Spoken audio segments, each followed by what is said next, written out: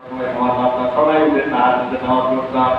যে তিনটা কারাগারে গেছি একই অবস্থা, ঘুম ধরে না, মানুষের ঠেলাঠেলি চাপাচাপি, নাম দিয়েছে রিলিজ ফাইল, এইভাবে থাকতে হবে। পুরুষে পুরুষে যা বেটা যা আপনার স্বামী স্ত্রীর একসঙ্গে কোনো হয় এইভাবে থাকি না, এইভাবে নাম দিয়েছে রিলিজ ফাইল।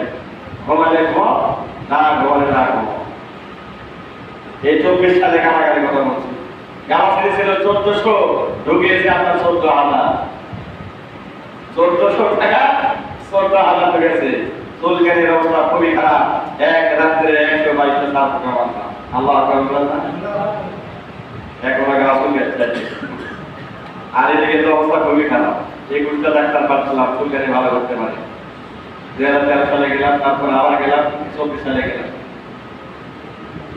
এই তিনটা যাওয়ার পরে ঘুম হয় না রাতে, দিনে তো ঘুম নাই, কিসের বেশি সবসময় গাদা করে অত্যাচার। এই সময় জেলখানার ভিতরে আপনার খাবার দেওয়া এতটা খারাপ খাবার আপনার বাড়ির পুকুরেও খায় না। টাকাটা কিনে এখানে নাও 3,000 লোক দাঁড়িয়ে সকাল থেকে। ওই 3,000 লোক স্যার জায়গায় যাওয়ার পরে যারা এখান থেকে কারাগারে গেছেন তারা বুঝতে পারবেন আমি সত্যি বলছি না মিথ্যা বলছি। যারা জেলখানায় গেছেন এই 2-1 বছর করুন তারা জানবেন। অনেক বক্তারা কিন্তু কষ্ট বোঝাই বলে, অনেকে বলে আছে মিথ্যা কথা বলে, মিথ্যা কথা বলে না ভাই। যেখানে আসলেই কষ্টকর জায়গা, এটা সুখের জায়গা।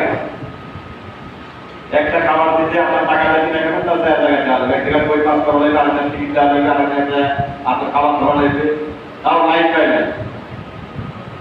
এখনো খাওয়া বলে শোকায় ভালো হয়, কবে ভালো হবে আল্লাহ পাক ভালো হয়।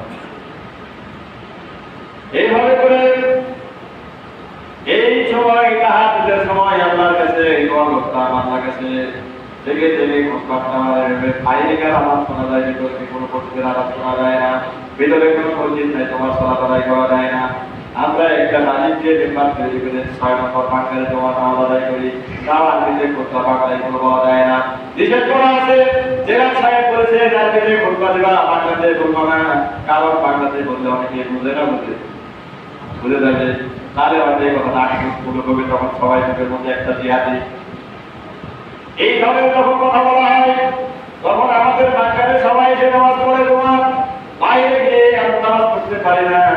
আমরা ওই 2 জায়গায় তোমার সালাত আদায় করলাম, তারপরে বাইরে থেকে অনেক সময় কাউন্টার দেয়, তোমরা এখানে কেন নামাজ পড়ো, শুধু জোরে সালাত আদায় করবে, তোমার নামাজ হয় কেন?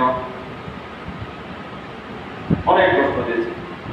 যে যাক, সেই কষ্টের ফল আল্লাহ তাআলা আমাদেরকে তাহাজ্জুদে নামাজে দোয়া করেছে আল্লাহর কাছে, আল্লাহ এই জালিমের হাত থেকে আমাদেরকে রক্ষা করো এবং যা তোমার ভালো হয় তুমি তাই করো। আল্লাহ তাআলা আমাদের আপনার কবুল করে নিয়েছেন। শেষ পর্যন্ত ভাতটা করা, ভাতটাও তিনি খেতে পারেনি, কথা বলে ঠিক না নাকি? অনেকেই বলবে ভাই, অনেক লোক আছে ভাই আপনাকে কষ্ট দেওয়ার জন্য করে, আমাদেরকে কষ্ট দিয়েছে। 5 বছর তো খালি জানাজাই করলাম আপনাদের, 5 বছর খালি জানাজাই করেছি, কোনো কিছু বেরিয়ে যায়নি, কোনো কিছু করেনি। এবার শুধু খালি করবে দেখছি, মানুষের সেবা করে গেছি। তারপর আমাকে দিমাগে তুলে নিলাম, বলছে আপনাকে চা খাওয়াতে লাগছে, আমাকে চায়ের টাকা বলছে হিন্দুর বাচ্চা হবে, বলছে নাকি চা খাওয়ার দাওয়াত করেছে আপনাকে। কোনো কথাই শুনবো না, চায় আসলে নি বসেই নাই, ভিতরে নিয়ে আমাকে লোকালের ভিতরে রেখে দিত সারা রাত শুয়ে কষ্ট। হ্যাঁ, কষ্ট করতে হয় না ভাই, সারা রাত এই ঠান্ডার মধ্যে থাকা, আলো নাই, বাতাস নাই, কিছু দেখাও যায় না, ওয়াইও দিতে দেয় না, ফ্যানও দিতে দেয় না। এই হচ্ছে বাঘ খাওয়া। আল্লাহর বান্দারা এইভাবে করে শীতের রাত্রে কষ্ট করে যারা উঠো করে সলাতে আসলো, আর আসার পরে দেখলো ছেলে সন্তান মনে আছে।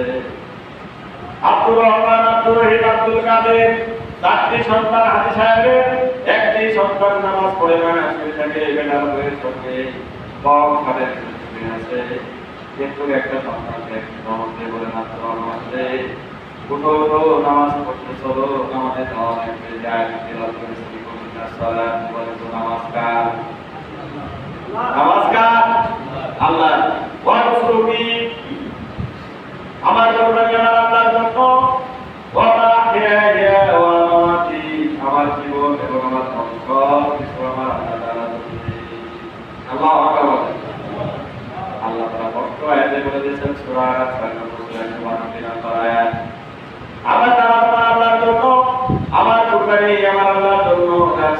নাই, তার কোরবানির দরকার নাই, অফিসে গেল, ওর নামাজ যদি না থাকে ওর কোরবানি দেওয়ার দরকার নাই, ওর ঈদের মাঠে যাওয়ার দরকার নাই। কষ্ট করে দিয়েছে, তোমাকে কোরবানির চিন্তা করতে হবে না।